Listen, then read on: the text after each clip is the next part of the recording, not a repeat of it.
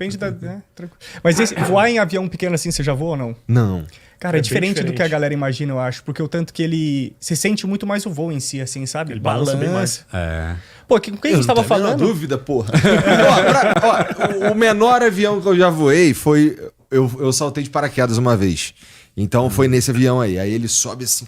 Ele sobe pra caralho, assim, meio em espiral, né? Aí...